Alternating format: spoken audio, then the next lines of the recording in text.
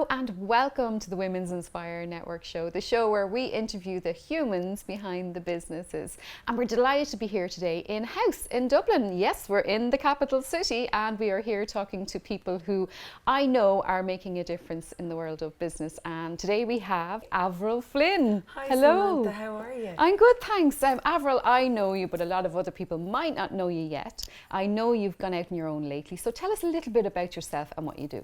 Thanks so much, Samantha. So I'm Avril Flynn and my business is avrilflynn.com, named after myself, quite obviously. So I am a midwife, first and foremost. I'm a childbirth educator, providing childbirth and baby preparation classes for individuals and families. I also present a podcast called Motherboard. That's right. I present live events as well.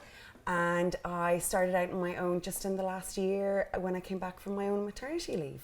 Your own maternity leave, so Yes. you're a mum as well? Yes, I'm a mum of one to Felix, who has just turned 1.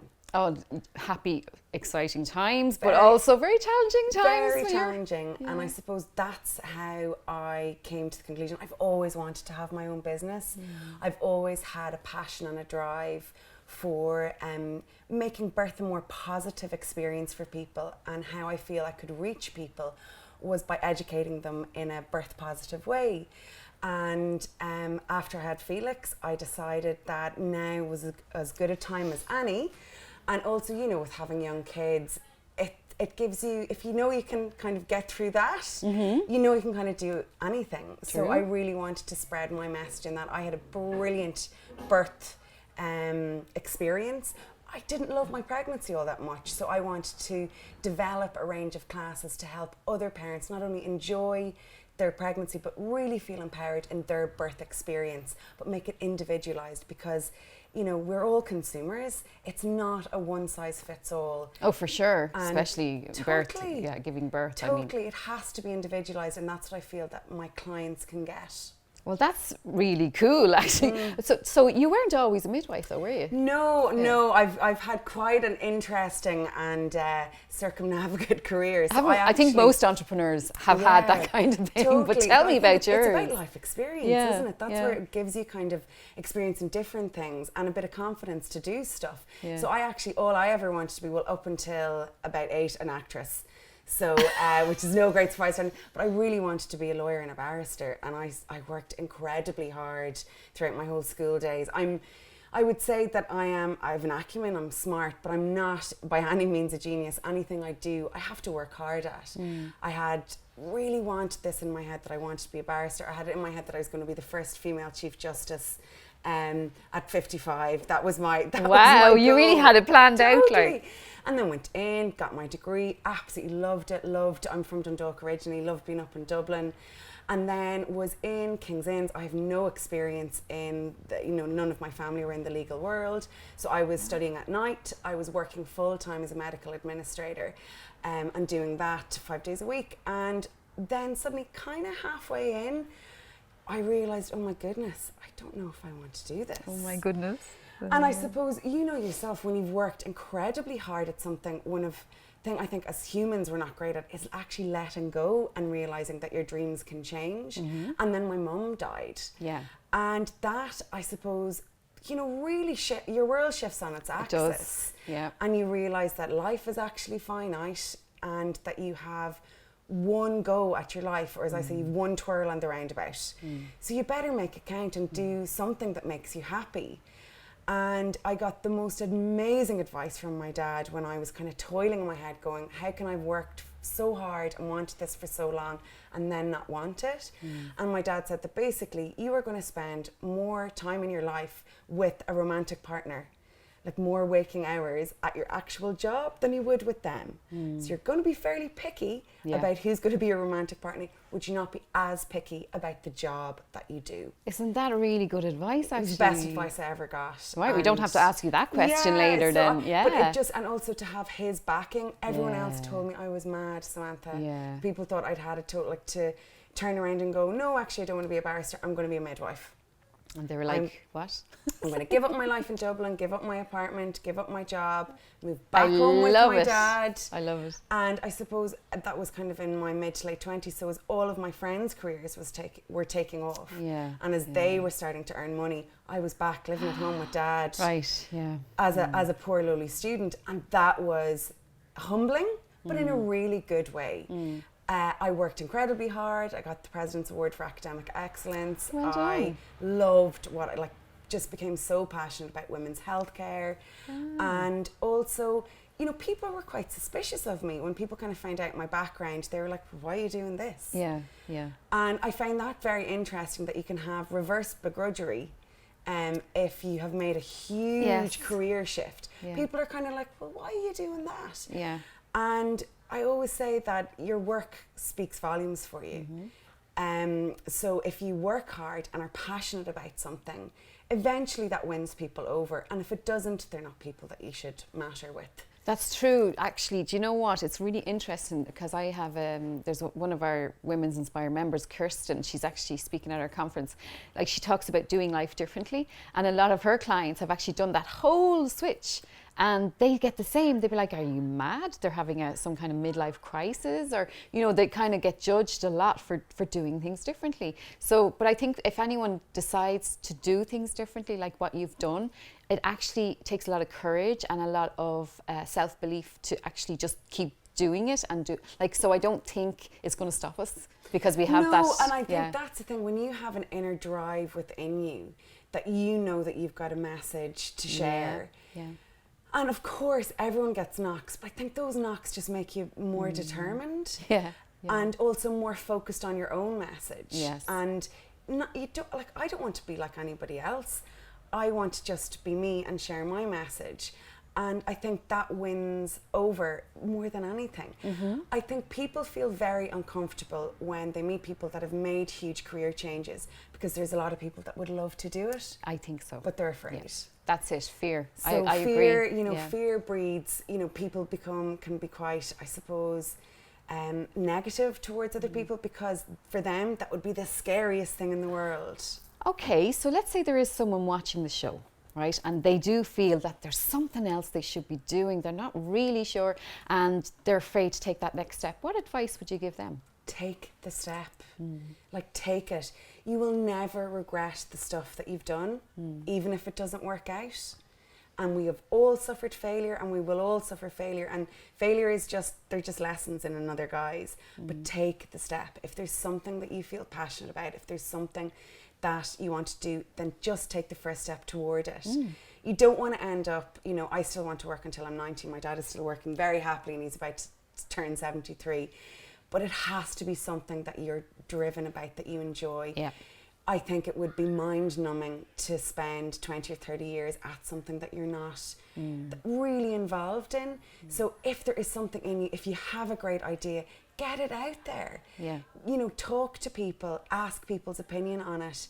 And if you really want to do something, you will make it happen. There are no obstacles, there are only bumps in the road. I agree totally. And it takes a lot of courage, obviously, but you know, someone could be a little bit afraid, and maybe surround yourself with people who have done it, and maybe follow the likes of Avril, who's actually made the step. You know, follow her and follow her journey, follow her on social media, and just, you know, maybe when you start looking at these other people, it will inspire you to take that step. But Samantha, that's what's incredible about the Women's Inspire Network. It is the most, and I mean, that would be the first step that I would advise anyone.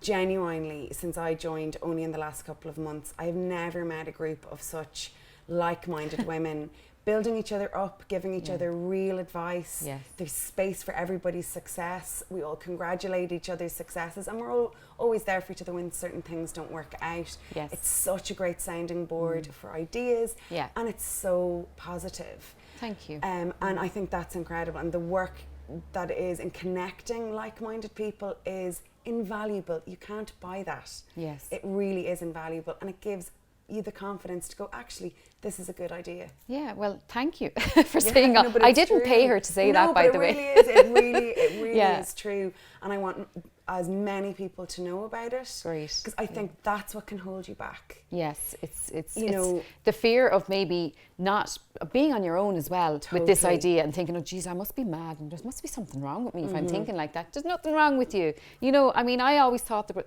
I kind of was the odd one out, and I definitely think differently to other people. But like, there is a quote that I love, which is, why spend your whole life trying to fit in when you were born to stand out? So I that's, love that. I know, it's great, isn't it? So I just say that. But like, okay, so for anyone that is pregnant or expecting a baby, or their daughter is, or their son is, or that might be watching the show, not their son is, but yes, the dads get involved as well, don't they? But you know, is there any way, like how do you work with people, and why are you so different? Like, what's your unique selling point? So I work with people right from the beginning of their pregnancy, and I can support them right to after they've had the baby. What's different about me is that all of my packages are totally individualized, and they're actually delivered in the client's home Great. at a time and space that suits them. We're all busy. Yes. Most, you know, single parents or couples, one or both work. Yeah. So they don't have time to attend, you know, a 30-person class where they Yes. feel nervous and embarrassed to ask particular questions, Yes. and where there's kind of enough information to cover everyone, Mm-hmm. but it actually, there might only be 20% of it that's applicable to you. That's true. I Yeah. believe strongly that no matter what your birth decision is, if you're supported in the right way, you can have a really positive birth experience. And a positive birth experience and pregnancy experience enables you to have a positive early parenting experience. And I can help whatever that is, whatever you vision to be your birth experience, I will support you, give you the right evidence-based information, but support you on your journey. And I'm always there. That's So, nice, you see. yeah. I think that contact with you, Totally. being able to message you or maybe have a call with you when you're worried about something, or, you know, I feel that support, again, support is huge in everything, but I feel with you as well, you have that genuine, that integrity, the genuine kindness, and the genuine interest and passion for your clients. And what's the biggest fear that you come across when people come to you? I think people are afraid to ask the questions that Right. they really want answered. And Okay. in a group environment, you know, if I'm in labour, how much will it hurt? Yes. You know, it's questions like that. Or if somebody wants, you know, if they actually want to have an elective cesarean section, a lot of people, that's not a popular opinion. A lot of people don't know how to access that sort of information. Whereas my care is totally non-judgmental. Right. It's not the birth that I think you should have. It's the birth that I want you to have. Yes, okay, So great. it's, and I've worked as a fertility nurse. I've had lots of experience in working in private midwifery context and in public hospitals. So I'm able to draw on all of those strands to give you the experience and the package that makes you happy with your pregnancy and planning your birth experience. Okay, I have one question Go that I'm for going it. to throw at you. Go for now, it. because it's 13 years since I had a baby, but I always remember the one question I wanted to Yeah. ask was, should he watch the birth? Well, that's one that I always want, and I was is. afraid to ask it because I didn't want him to think I was unsexy afterwards. Of course and I still not. wanted him to want And me that, afterwards. And that intimacy So- is such a real thing, but it's almost, there's an expectation now that dads, you know, or male partners need to be Yes, there. yeah. Whereas they don't, is the question. It's what are you comfortable with? Right. But I actually find that if you incorporate whoever the birth partner is, you know, sometimes you'd be better off having your mum or your sister in there. But it's about opening up that conversation and allowing people to ask those questions and going, okay, but what do you want? Do you want them there? Great, yeah. So if they are going to be there, that they're there to help and Yes. assist you both having a great experience. And that you can do very simple things like have particular anchors or particular things that you've practiced so that the dad feels very useful. Yes. You feel very comfortable with them being there and they don't have to look anywhere there. Right. Yeah, Very great. simple. But if you Great. I suppose, empower people with that information and allow them to have that conversation. Yeah, because sometimes it's just the conversation has to be had. Go, I'm really worried that you're not going to find me sexy. And I wouldn't ask that question in a big class. I wouldn't. How could you? Like, we're bad enough. But I could say, Avril, you just have a chat there with him. And I also do a man-to-natal class, so I do a male-only partner class. Oh, good. So okay. particularly if male partners want to ask questions, Great. they don't want to ask them in front of. So to also open up that conversation. Brilliant. So as I said, it's all individualised to what the particular client needs. I'm actually laughing because our cameraman Connor is listening very intently here to this conversation, and Connor's learned so much from us filming these shows, haven't you, Connor? I'm sure. So thank you so much. That's what people want to know that might be watching, you know. Totally. So that's great. So if anyone wants to contact you, it's avrilflynn.com. Yeah, my email is on there. I'm also on Twitter as Avril the Midwife. She's on Twitter now. I'm on LinkedIn and I'm on Facebook, and I love to get questions. And also, it's very important to say, is obviously I have a business and I have a product to sell, but I love getting questions. And you know, I always say, come and chat to me. Let's have a Skype. Let's have a talk. Yep. Let's see if that we can work together. Yes. Before you kind of commit to buying a package. I think that's really important. I believe strongly in my product, which is myself. Yes, you are. And I know that if somebody actually does talk to me, they would love to talk more and hopefully buy a package. But my support and my passion for empowering people through pregnancy and birth is just that. I want to share my message and talk to people. So give us a call at any stage. Lovely, lovely stuff. And before we finish up though, we always have these little questions we ask Yes. all our guests. So you told us the best piece of advice that you were ever given, you felt. So the other thing is, what kind of advice can you give to someone who's watching that might be thinking of starting a business in any area, but just sitting there thinking, I would like to start a business, but I'm a little bit afraid. So what advice? First thing is, write your idea down. So you can have an idea in your head, but actually when you formulate it and see it written, yes, you know, you can either, I mean, I don't know how different people work in different ways, but brainstorm, write down a list. Yes. Yeah. I also think we've spoken about this before, visioning something. Yes. So you don't have to know how you're going to get there, but if you have particular goals and aspirations for 2 years, 5 years, 10 years, write them down. Nothing is too big or too small.